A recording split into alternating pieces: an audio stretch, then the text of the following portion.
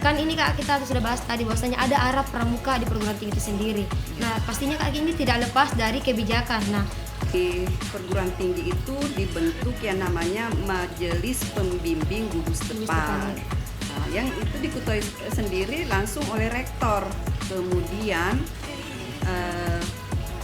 keterlibatannya ini ex officio daripada pejabat yang ada. Ya, jadi meskipun jadi kita pramuka ini berbanggalah karena memang aturan memberikan peluang bagi perguruan tinggi itu untuk terlibat di dalam kepramukaan.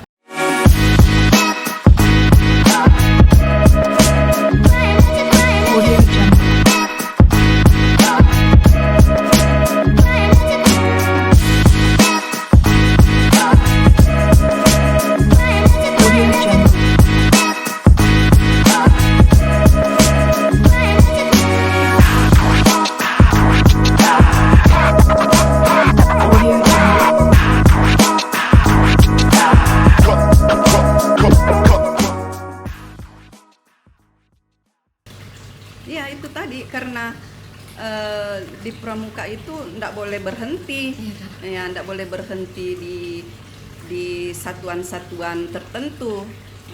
Bahkan kalau sudah tidak jadi mahasiswa kan tetap harus berpramuka di masyarakat itu ya, jadi kegiatan kemasyarakatan. Jadi di perguruan tinggi itu betul-betul mahasiswa yang mengikuti kegiatan kepramukaan itu menggali potensinya, membina dirinya, karena perguruan tinggi sudah memberikan fasilitas ya, dengan dibentuknya misalnya lembaga kemahasiswaan pramuka.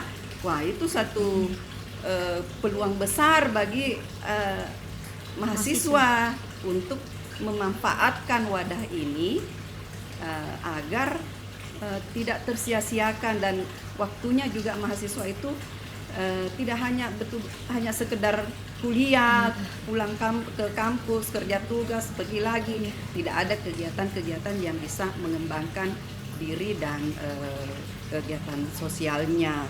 Itu sebagai Tridina tadi itu ya. Jadi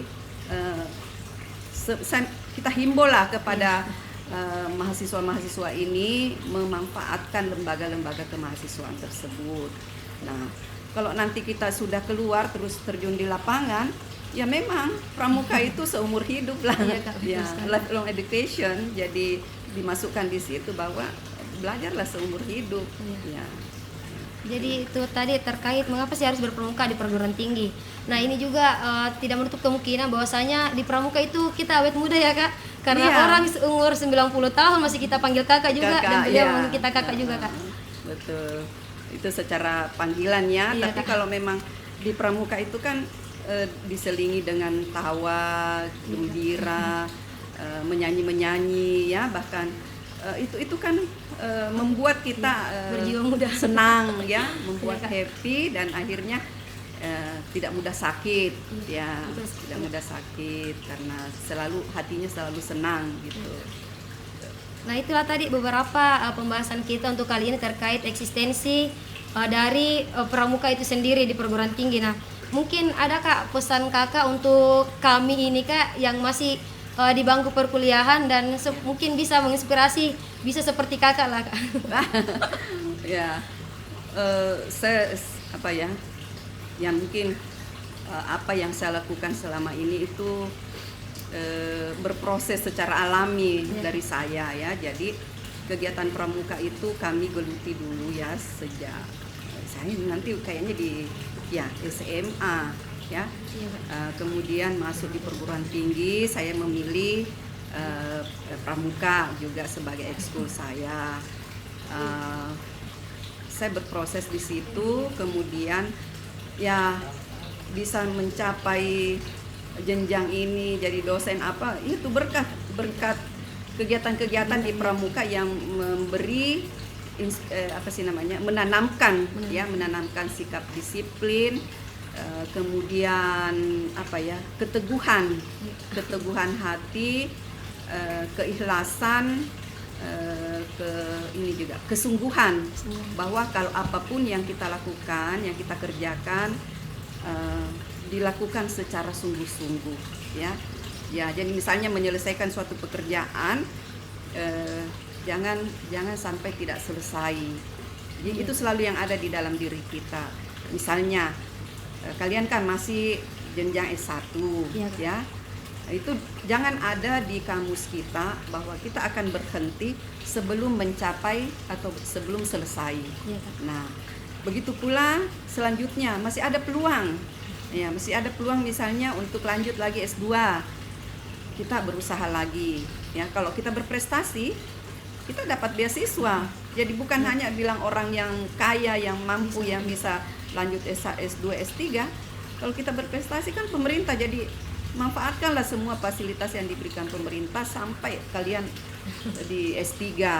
Ya, Amin. sambil itu ya. Jadi akhirnya itu tadi, jangan putus asa, jangan mudah putus asa.